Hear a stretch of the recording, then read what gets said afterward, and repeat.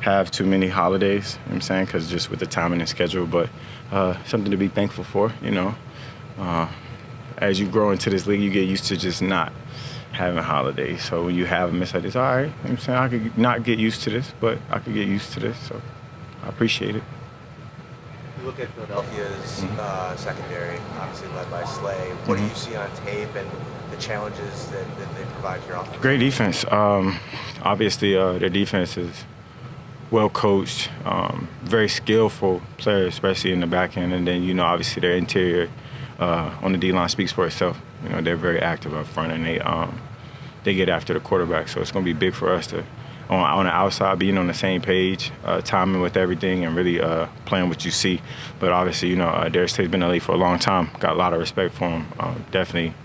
I don't say it often, but he's definitely one of the top corners in the league and has been for a long time. I used to play him all the time in Minnesota, so I got a lot of respect for him. We used to see him twice a year. So, you know, those in-division battles, they're hard. So we had a lot of fun competing at a high level, so I look forward to it again. But even the guy opposite of him is definitely a ball player too. So, you know, it's going to be definitely one of those weeks, and you got to capitalize on opportunities. You know what I'm saying? You can't miss out on them with teams like this because, you know, their offense can score and their defense does play, you know, at a high level. So we got to bring our best. Steph, first of all, just talked about how you kind of talked to him before the Broncos game and told him to be himself and like, not overthink it and that kind of thing. Why'd you do that? And like, I guess what have your impressions been of him? And yeah, why did you do something? Yeah, for me, kind of really leads back just to being a captain. And I know he had been here in such a short span of time. But I try to tell guys, like, something I had to learn very early on, to be yourself. You know what I'm saying? And in his circumstance, we brought you in the middle of the year. They obviously watched you for a long time. Be yourself. Don't be you. You don't got to be nobody else. And I understand, like, when you're going into a new scheme, new coaching, it's better when you're just playing. You know what I'm saying? When you're thinking and trying to get calls and trying to get this, obviously it can be a little harder, but you don't get to just play football. And, you know, that's what obviously jumped out on the tape and from what I've seen from him, you know, throughout the year. So for me, I had talked about before the game, and you know what I'm saying, I like to tell our DBs that you see some of the best receivers in the league in practice. Like, and I say that from the most humble place, but it's like, you know what I'm saying, you get the best work in practice, and it shouldn't be a surprise when you get out here. And those guys go out there and play with confidence at a very, very high level. So just me breathing confidence into my teammates, I feel like the biggest thing at this point in my career is not only, you know what I'm saying, playing with confidence myself, but making those around me better. And I saw that last game when I talked to him. I said, listen, I mean, you know what I'm saying, you see some of the best receivers day in and day out, you know what I'm saying, like they got some talent over there, but you know what I'm saying, make them earn it. And that's all I saw the route that he sat on, and I was like, yeah, make them earn it. You know what I'm saying? They got to earn it, make them go by you. You know, because our defense is they try to say bend, don't break, but those guys are out there playing ball at a high level. So when I saw him jumping, I was like, all right, you know what I'm saying? He took a little bit of the advice. I see him out there hooping. From a leadership standpoint, was that more, is it because he's, like, since he's on the defense, you work more with offense, obviously, is it because he's new? Is it because you go up against defense? No, hell no.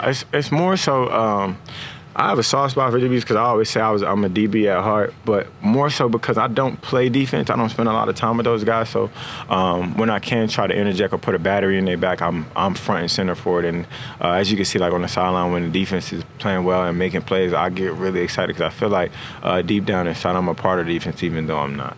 Yeah, what does it mean to have a performance, a result like last week, with everything the team went through with a change in coordinator and all that, to maybe build on looking toward the football? I can't speak for anybody else. I can say we're not by any means, it's no right to ship moment, more so of getting back on course and on schedule. You know what I'm saying? Like week in and week out, it's ebbs and flows of the season. You know, people, they love you one week, they say you're trash the next. It's just how this thing goes for us. Try not to ride that roller coaster. You know what I'm saying? I kind of talked about it last week, and as I pivot now, it's more so like those small things. You see those small things in the game, we're a little bit more tighter on. You know what I'm saying? Like we had a couple miscues, but just having that positivity and, you know, turning the page. Like when something happens, all right, well, turn the page. How fast can you turn the page, and how fast can you get back to executing at a high level? So more so for me, I just take it as in let's get the ball rolling. You know what I'm saying? Of course, you want to win week in and week out, and it's hard. But for us, I don't take it as a right to ship them more. So we get on schedule. You know what I'm saying? Get back on schedule, get back to being us, get back to having fun. Last week, I feel like the past couple of weeks, I'm not saying I wasn't having fun, but I wasn't having the most fun. You know what I'm saying? So this past game, you can kind of see it. The energy out there was different, especially because we're at home. It's different when we're away, but when we're at home, bringing that juice and bringing that energy that the team actually needs, you know what I'm saying, on all ends. This might play into this a little bit, but there was a clip of your quarterback on the sideline. I think it was after Khalil's touchdown. Yeah. It's kind of made the rounds where, and I won't quote him exactly. What did he say? Say it. Yeah. Right now, say it. What did he say? Say it. I feel like I'm back. That doesn't sound like him. What did he say? Say it. Yeah. Cameras are rolling. It's explicit. Right? Yeah. I feel like I'm back. So, was he giving off that vibe on the sideline on Sunday? Yeah. Did you get that sense from him that he felt that way? Why? I feel like the energy. You know, when I bring it all full circle, it's just the energy, and when it's coming from your quarterback, like it's. You know, we had a conversation last week, and you know, throughout the past week when things weren't going so well. He had like a moment where he told us, like, listen, if I'm acting like beep, then just tell me, you know what I'm saying? And I need it to shake me up a little bit because, you know, we all kind of get into this moment of, you know, you want to do everything right, and I can imagine how hard it is at quarterback.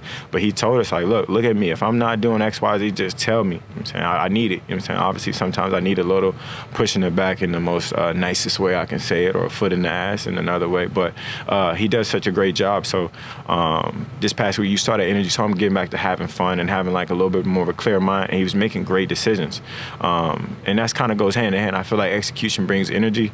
So him executing at a high level brought that Josh that we know and love back. And, you know, seeing him at the top of his game is definitely something that interjects, like, it's something in all of our veins on offense. Like, all right, I see you 17. You know what I'm saying? You might want to do a little bit more extra. And it's just natural. It's not so much that you're trying to do it, but it's like this, damn, you feeding off some energy from your quarterback.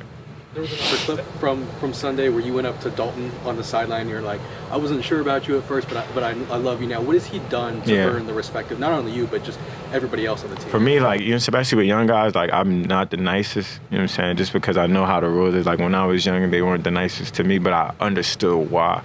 And when I think about it now, it's just like, as a young player, you want them to earn their respect. I don't care how nice they are. And Dalton Kincaid is the sweetest soul. You know what I'm saying? He's a good ass guy. So like at the end of the day, nobody cares about that. I want you to earn your keep. I want to see what you are as a player.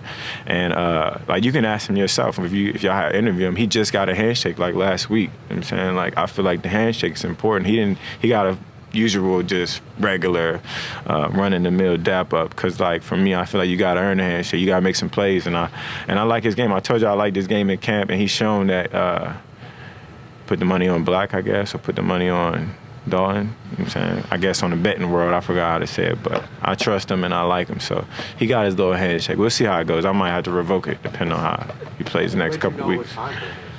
After a couple of weeks, you know what I'm saying? I seen him take a couple hits, seen him get up, seen him catch some passes. I'm like, he's all right.